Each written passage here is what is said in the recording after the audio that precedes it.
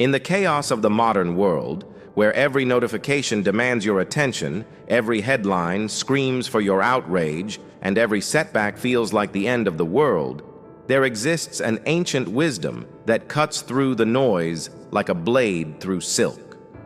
2,000 years ago, in the marble halls of Rome and the dusty streets of Athens, philosophers discovered truths about human nature and inner peace that remain as relevant today as they were when Marcus Aurelius penned his meditations by candlelight.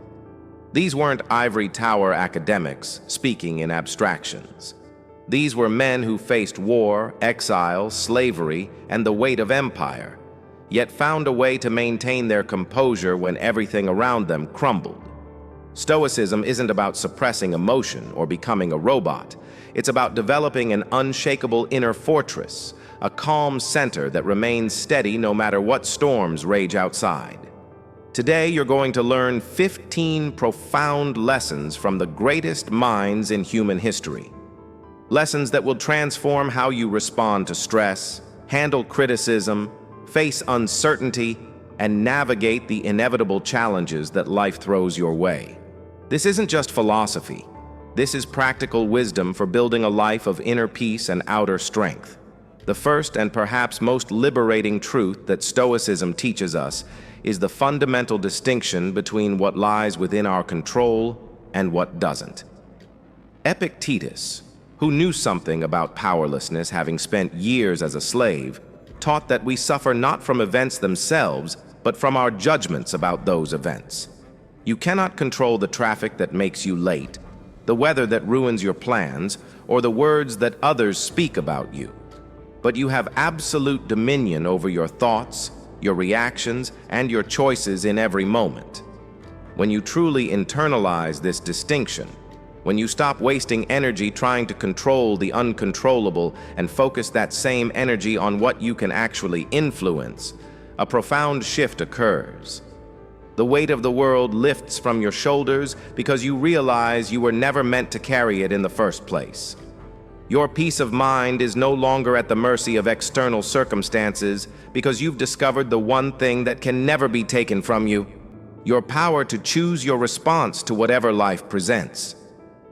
Marcus Aurelius, the most powerful man in the ancient world, reminded himself daily that everything in life is temporary. Your current struggle, your present joy, your deepest pain, your greatest triumph, all of it is passing through your life like clouds across the sky.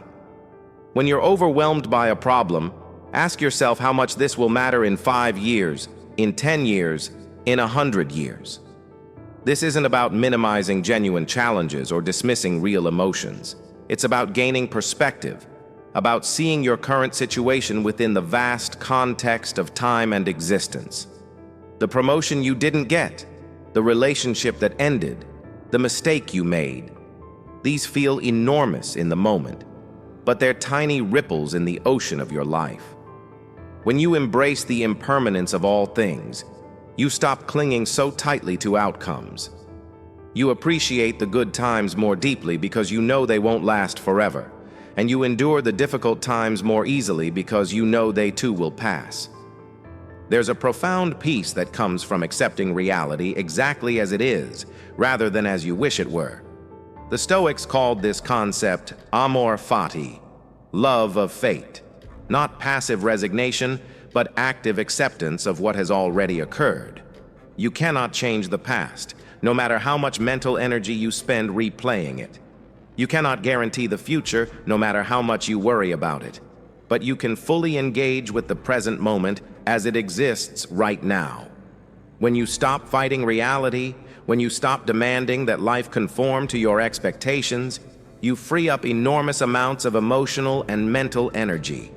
That energy can then be channeled into responding skillfully to your actual circumstances rather than being wasted on resentment, regret, or anxiety about things that cannot be changed.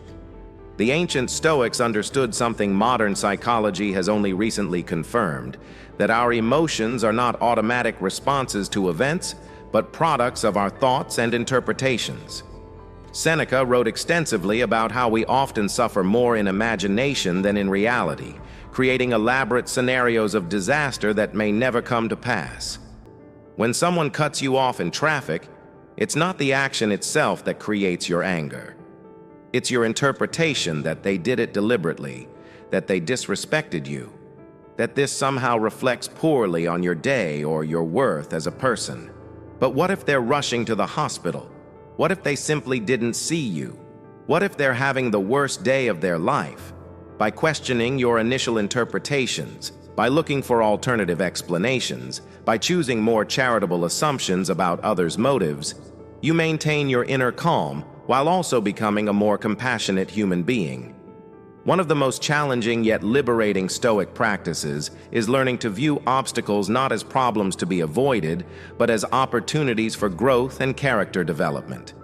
Marcus Aurelius wrote that the impediment to action advances action, that what stands in the way becomes the way. This isn't positive thinking or toxic optimism, it's a practical recognition that every challenge contains within it the seeds of strength, wisdom, and resilience.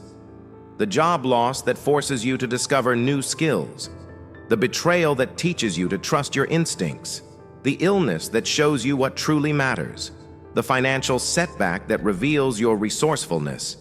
When you train yourself to look for the hidden opportunities within every difficulty, you transform from a victim of circumstances into an active participant in your own development. You begin to welcome challenges because you understand they're not punishments. They're invitations to become stronger, wiser, and more capable. The Stoics taught that virtue is the only true good, and that external things, money, status, possessions, even health, are neither inherently good nor bad, but morally neutral. This doesn't mean these things don't matter, or that you shouldn't work to improve your circumstances. It means that your worth, your peace of mind, and your ultimate happiness don't depend on acquiring or maintaining them. You can be wealthy or poor, famous or unknown, healthy or sick, and still live a meaningful, fulfilling life if you focus on developing your character, your courage, justice, wisdom, and self-discipline.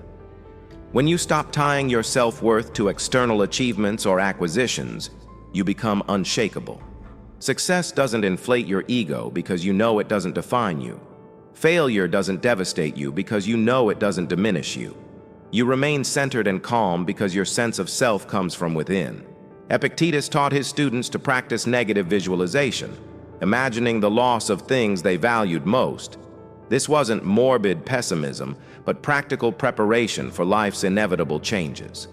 By regularly contemplating the possibility of losing your job, your health, your relationships, or your possessions, you accomplish two important things. First, you develop emotional resilience and practical plans for handling adversity. Second, you cultivate deep gratitude for what you currently have. When you truly imagine your life without your loved ones, your home, your abilities, you stop taking them for granted. You appreciate them more fully in the present moment. And if loss does occur, you're better prepared to handle it with grace and dignity rather than being completely blindsided by grief or panic. The practice of evening reflection was central to Stoic daily routine. Seneca would end each day by examining his thoughts, actions, and reactions, not to judge himself harshly, but to learn and improve. This isn't about perfectionism or self-criticism. It's about honest self-assessment and continuous growth. What triggered your anger today? How could you have responded differently? Where did you act in accordance with your values? And where did you fall short? What can you learn from today's experiences? This daily practice of reflection creates self-awareness, helps you identify patterns in your thinking and behavior, and allows you to make conscious adjustments rather than simply repeating the same mistakes. Over time, this reflection builds wisdom and emotional intelligence that serves you in every area of life. Ancient Stoics understood that death is the ultimate teacher of how to live. Marcus Aurelius frequently reminded himself of mortality, not to become morbid, but to maintain perspective on what truly matters. When you remember that your time is limited, that this day might be your last, that the people you love won't be with you forever, it becomes easier to let go of petty grievances, to focus on what's genuinely important, to express love and gratitude while you can. The argument with your spouse seems less significant. The stress about work deadlines feels less overwhelming. The grudge you've been holding loses its power. Mortality isn't something to fear. It's something to embrace as a reminder to live fully, love deeply, and focus on what will matter when you look back on your life from your final moments. The Stoics believed that we are all part of a larger whole, that individual humans are like cells in a greater organism called humanity. This cosmopolitan worldview, seeing yourself as a citizen of the world rather than just your immediate tribe, naturally leads to greater empathy and less personal reactivity. When someone treats you poorly, you can remember that they too are struggling with their own fears, insecurities, and limitations. When you face criticism or rejection, you can recognize that the other person is acting according to their own understanding and circumstances, not necessarily trying to harm you personally. This perspective doesn't excuse bad behavior or mean you should accept mistreatment, but it helps you respond from a place of understanding rather than reactive emotion. You become less likely to take things personally and more likely to respond with wisdom and compassion.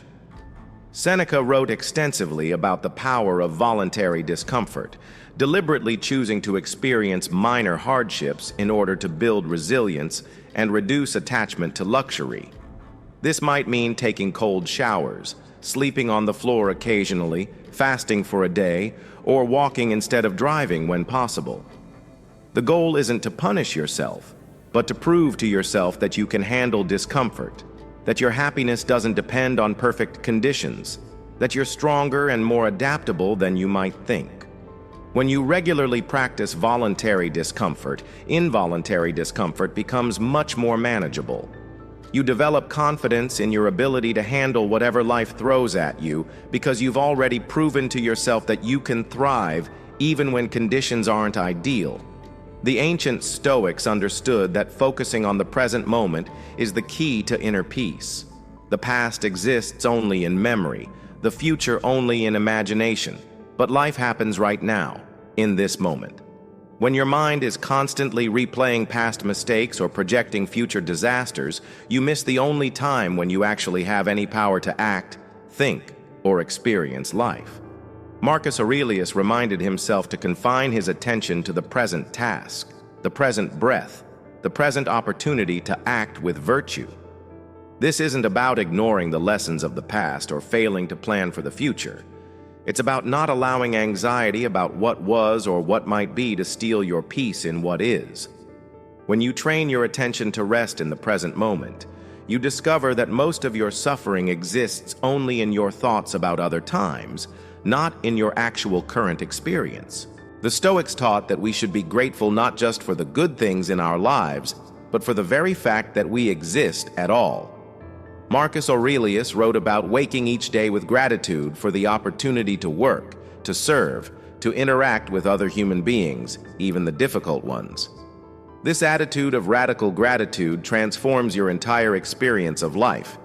Instead of focusing on what's missing, you appreciate what's present. Instead of complaining about challenges, you recognize them as opportunities. Instead of taking your blessings for granted, you see them as gifts. When gratitude becomes your default setting, it becomes nearly impossible for external circumstances to destroy your inner peace.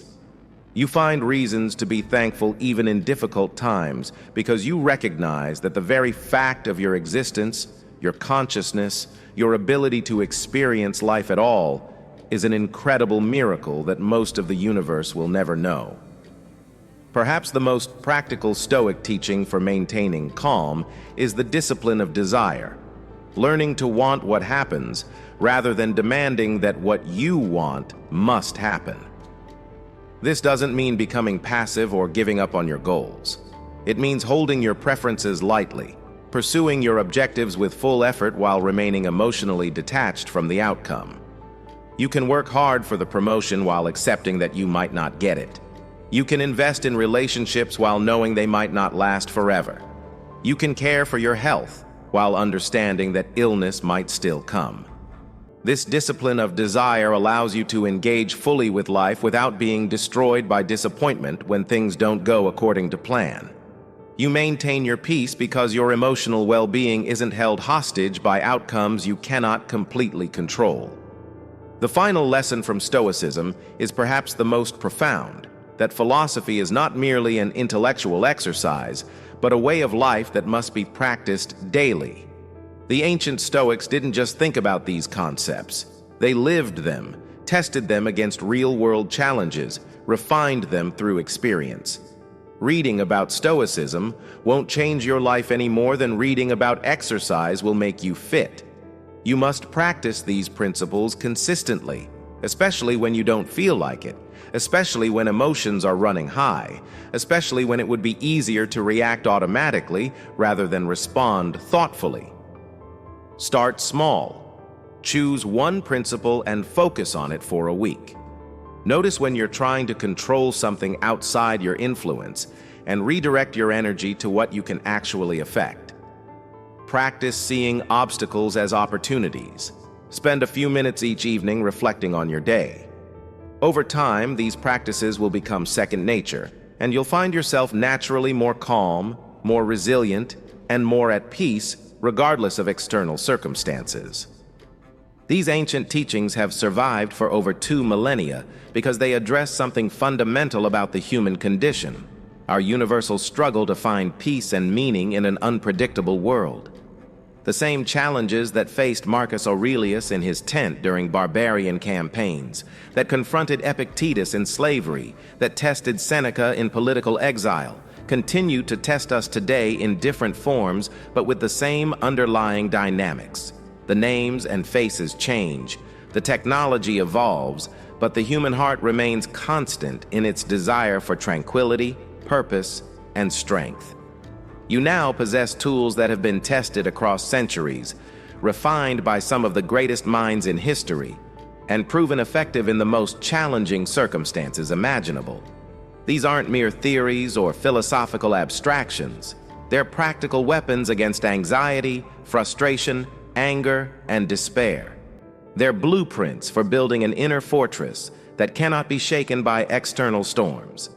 As you go forward, remember that wisdom without action is useless, that knowledge without practice is powerless, that understanding without application changes nothing.